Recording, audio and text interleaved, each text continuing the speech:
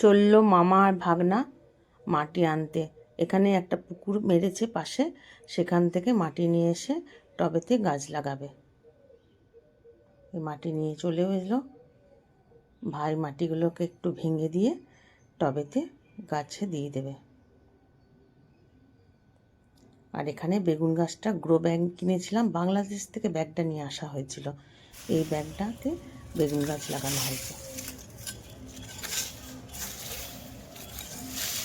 এইখানে গাছগুলো পরিষ্কার করতে করতে শেকড় তুলতে তুলতে দেখছি আগে সবজির খোলার সঙ্গে একটা রাঙা আলু পচে গেছিলো, সেটা ফেলে দিয়েছিলাম। সেটার থেকেই গাছটা হয়েছিল।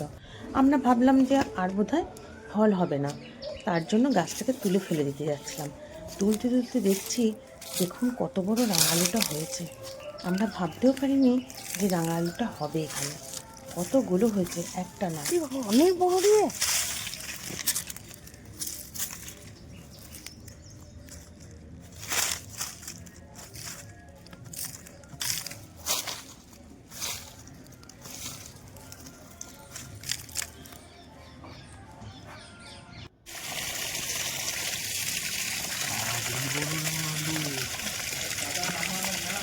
রাঙালু বটে তো।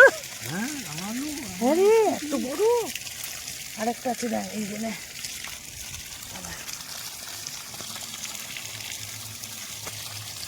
দাঁড়ান বন্ধুরা, তুলি তারপরে আপনাদের সঙ্গে শেয়ার করছি। এখানে ব্যাটা আমার ও বাড়ি থেকে মাকে দেখিয়ে নিয়ে এসে অনিমা এসছে, অনিমাকে দেখাচ্ছে।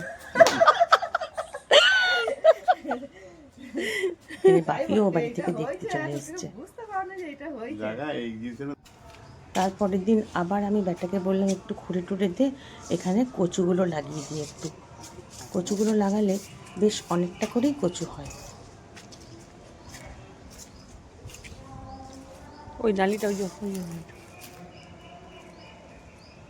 আমাদের সবারই গাছ লাগানোর ভীষণ নেশা। বেশ সবজি হবে, ফুল হবে, বাগান ভর্তি, কিন্তু সময় করে উঠতে পারি না বন্ধুরা। এই যে কচুগুলো আমি লাগিয়ে দিচ্ছি।